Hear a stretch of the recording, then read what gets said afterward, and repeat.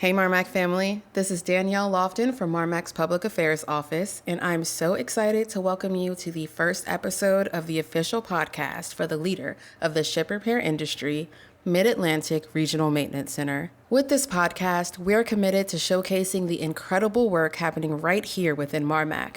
This will be our platform and our chance to highlight the innovation and expertise of you, the listeners, while also providing a unique opportunity to have candid conversations with leadership, with discussions ranging from the challenges and successes within our command. A lot of work went into getting this first episode out, and we truly hope you enjoy it. So with that, grab your headphones because you're listening to the Maintainer Podcast.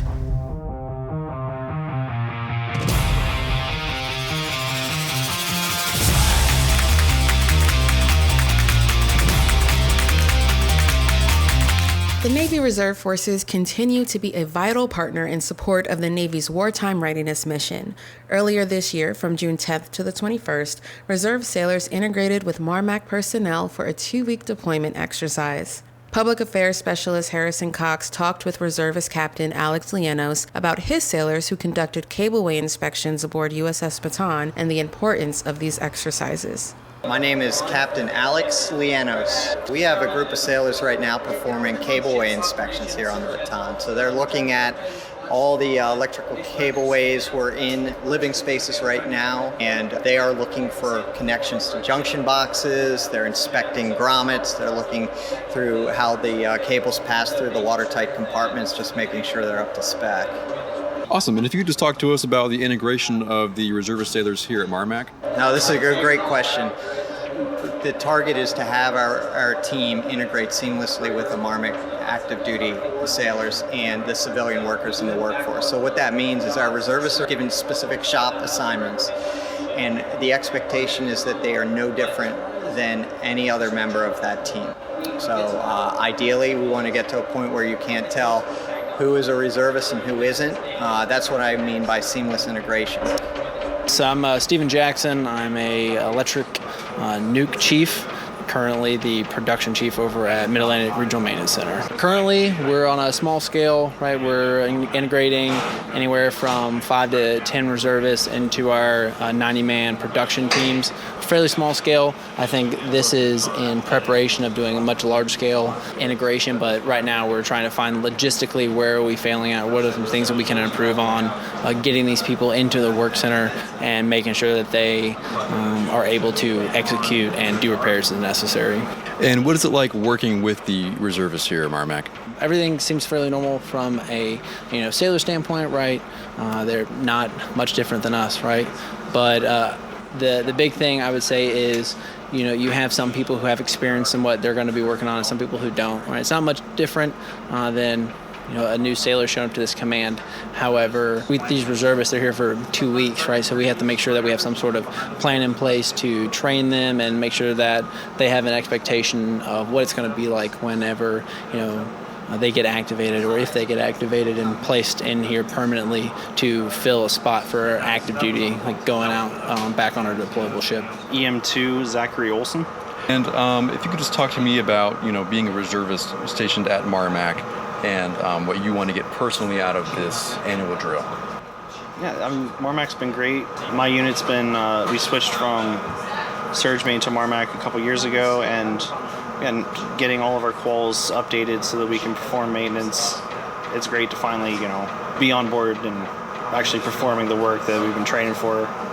For our next story, Public Affairs Specialist Oscar Pope talks with MR3 Colson Cadore. Hailing from St. Patrick, Grenada, Cadore is a shining example of dedication and precision within the U.S. Navy. With only 2 years of service under his belt, Cadore is already making significant contributions to naval operations. His most recent accomplishment? The construction of a seawater service pump shaft for USS Stout, a task in which he tackled with meticulous attention to detail. You can tell us a little bit about your background and experience that led you to work on the pump shaft. For the project of the pump shaft, I had no knowledge of completing the actual pump shaft. It was just like a last-minute job. It was like, hey, we have a pump shaft to get complete. Do you want to do it? I was like, okay, sure. So at that moment, the most challenging part of that pump shaft was understanding the blueprint.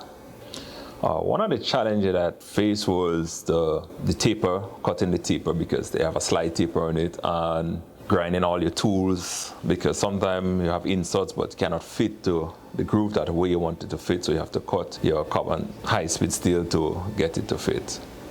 And how do you collaborate with other team members or departments to ensure the success of the project? Yeah, you had a lot of sitting down, going back and forth, making sure like certain calculation is right or what they're asking for is actually doable on the blueprint, because they was asking for like 16 radius. So it's like, can it be done with the limited space? So this was a little challenge, but easy to overcome. So what do you hope the impact of this shaft project will be within the Navy and beyond?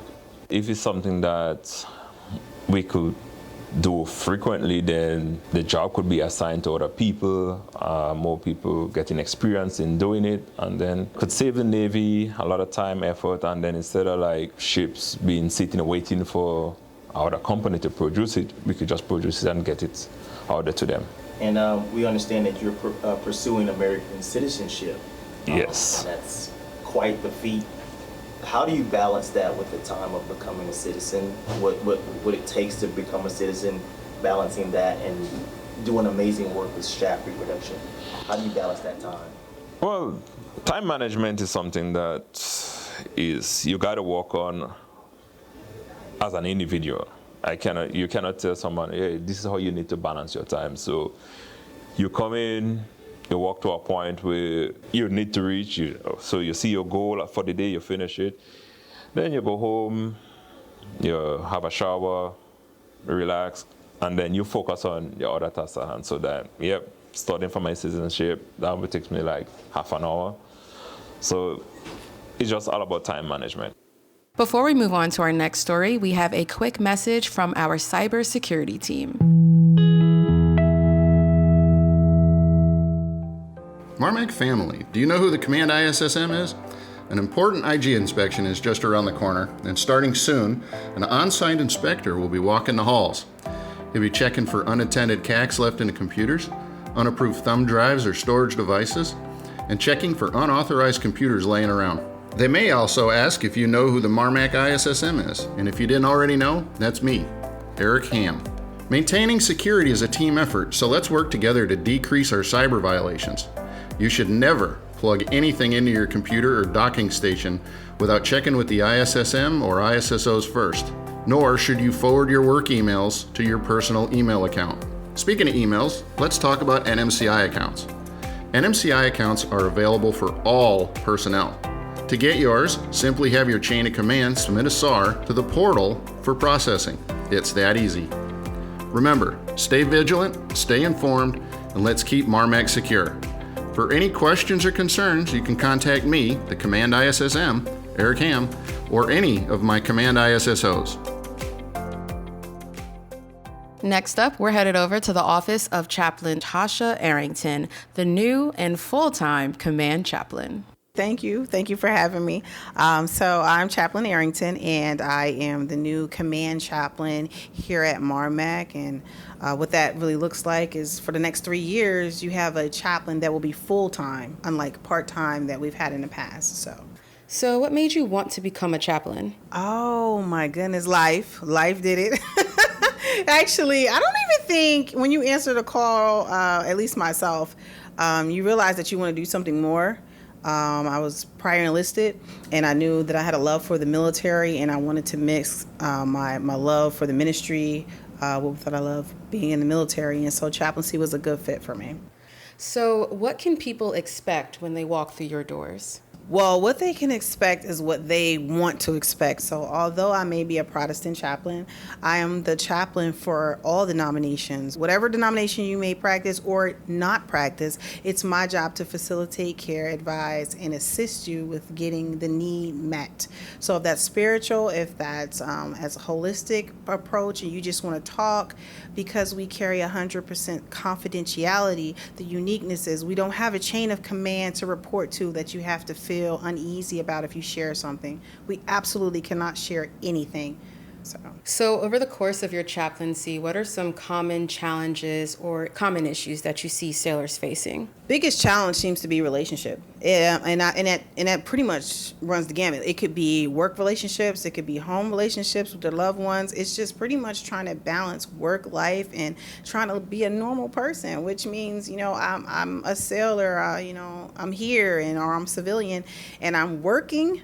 And I'm here trying to give it my all, but my mind may be somewhere else based on what's going on in my home and vice versa. And then sometimes they take work home and then the problems are reversed. So why do you feel like it might be common or just possibly normal for a sailor to be struggling at some point in their career? Because we are actually working in a very physically driven environment where it's body first and it takes a demand on our bodies, we tend to let our minds take a back seat and put off our thoughts. And you don't really know what you're dealing with until you get it out of your head.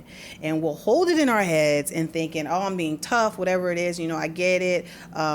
We're trying to be warrior ready and all the things and tools we have in place. But a lot of times you need to take time and take self-care to get out of your head, because that is the playground for all the thoughts and the things that make you feel not normal or giving up hope. So, yeah, definitely need to sit with someone. I do. Oh, do you? You have someone that you talk to? Absolutely. Even as a chaplain, I have to have a coach, a mentor, a therapist, and my own pastor. So even chaplains have to have someone, because a lot of people ask that question, who's the chaplain have? And so we definitely have to get our counseling in. Mm-hmm.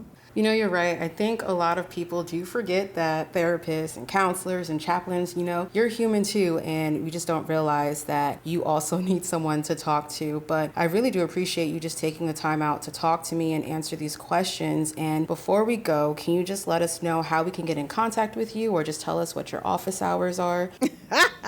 I hate office hours. So I'm available 24/7, just so you know. I carry a duty phone, which is this MARMC comes straight to me. I'm the only one when I hear it ringing. But other than that, if you want, because they have me spread between two buildings, I will be at CEP 200 predominantly during the week, and I try to be there Monday, Wednesday, and Friday all day, or at least until the need is there, and then I'll come over to LF 18. But Tuesday and Thursday, because I'm forced to have hours, I'll be here at LF 18 at your disposal. So, well, thank you so much. Of course. Thank you for having me. For our last segment, we have the first edition of the CO's Corner. Public Affairs Specialist Harrison Cox sits down with Captain Jay Young to talk about his experience in the last 2 years with the command. Okay, I'm here with our commanding officer, Captain Young. Sir, thank you so much for your time today. Thanks for coming by the office. Of course. So here we have some questions for you for our CO's Corner. We're just going to start off with our very first question.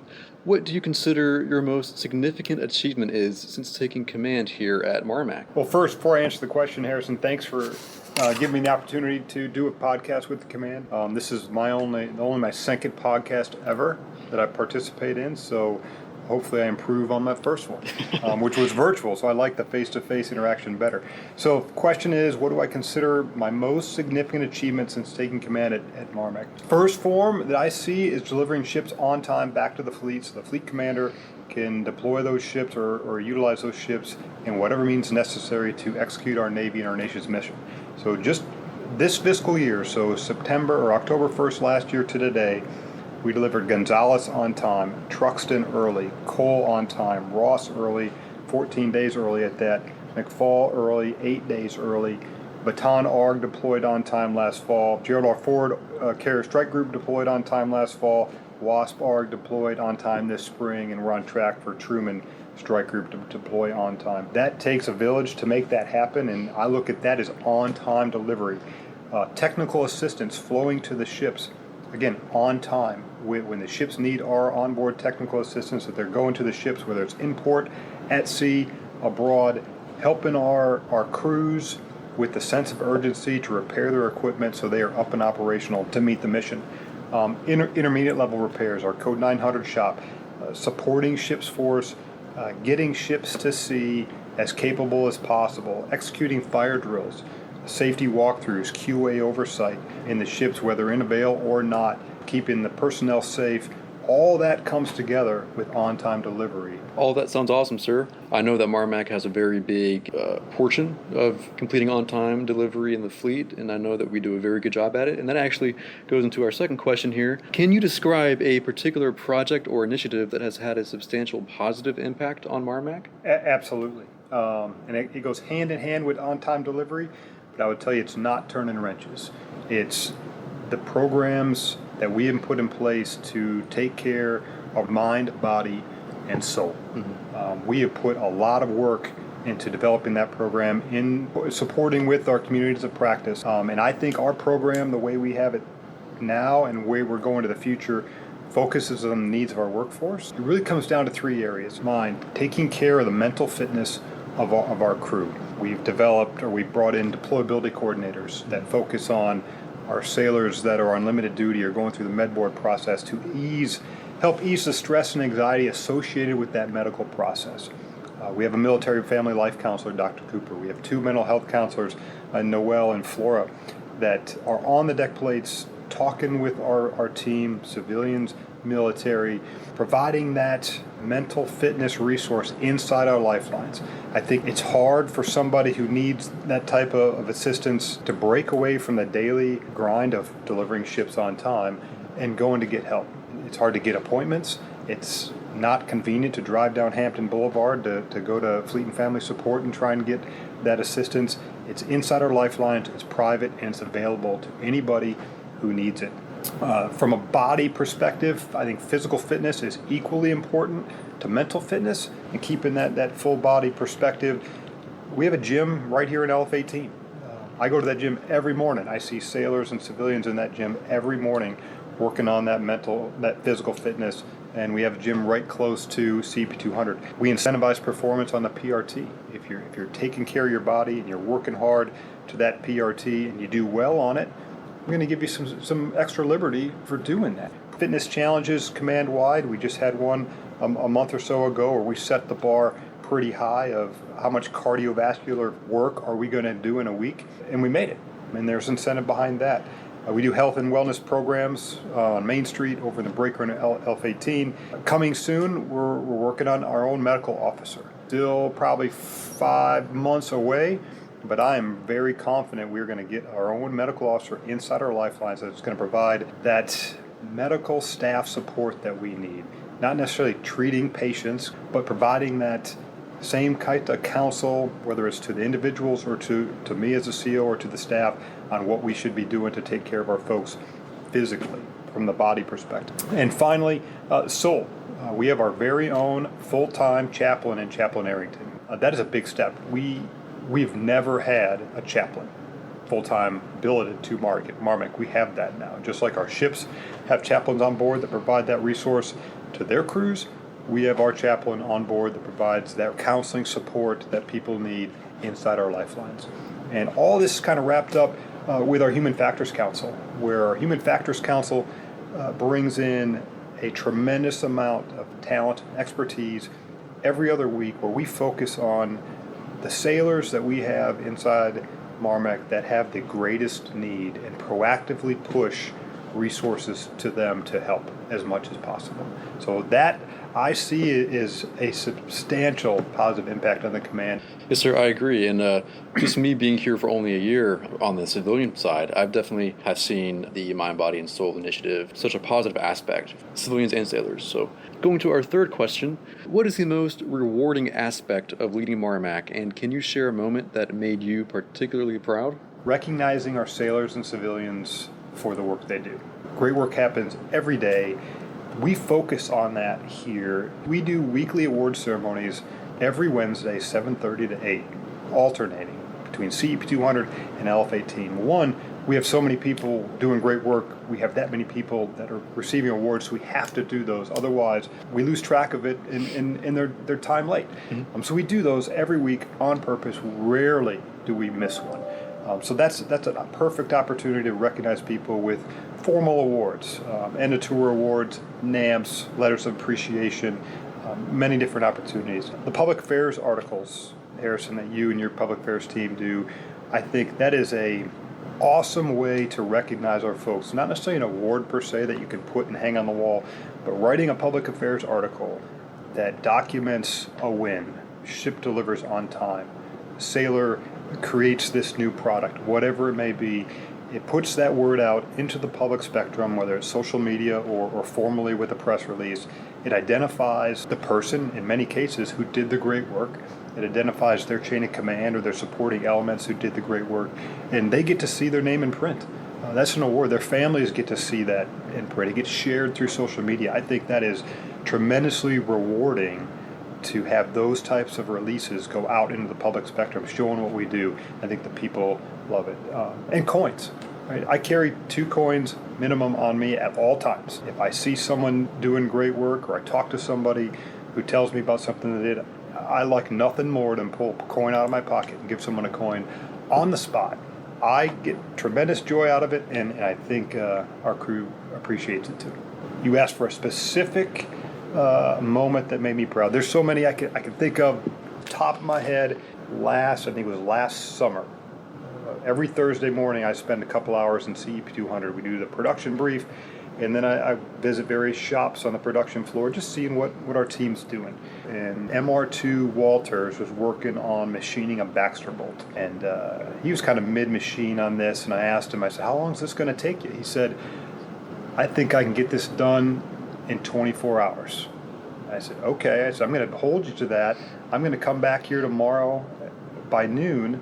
I'm going to see where you're at with the project." I cheated a little bit. I didn't come back at noon the next day. I came back about 9 o'clock in the morning. Went back to the machine shop, found MR2. He had the Baxter bolt complete, all done, and not only did he finish the one Baxter bolt, he did 2 more in that time frame. So he took the challenge of finishing the one in 24 hours, and he did it 300% and gave me 3. To see a sailor working with that sense of urgency and delivering product to the fleet, truly awesome. And I love that story and giving him a shout out right now. That is amazing. Yeah, I'm very sure that MR2 would appreciate that shout out. So are there any messages to the command or anything you would like the command to know? Harrison, I would say I cannot think of a better command or a better mission than what we have here at MARMC. My message to the team would be keep charging with a sense of urgency. If you encounter barriers that are preventing you from achieving your goals or our collective goals of on-time delivery, find a way to overcome those barriers. If you need help overcoming those barriers, ask for help. The chain of command, the resources that we have here are here to help break down those barriers so we can deliver on time. And last thing I'll leave you with is ship repair is both a sprint and a marathon. We see it every day. I'm running right alongside you to finish across that finish line on time. This first episode was truly a reflection of the award-winning team here at MARMC and a testament to the incredible teamwork that goes into supporting the fleet. Thank you for joining us, and don't wait for the next episode to hear more stories from around the command. Stay connected and follow us on Facebook and LinkedIn by searching for Mid-Atlantic Regional Maintenance Center, or subscribe to our news page on SharePoint and read about our monthly sailor and civilian in the spotlights. Until next time, take care.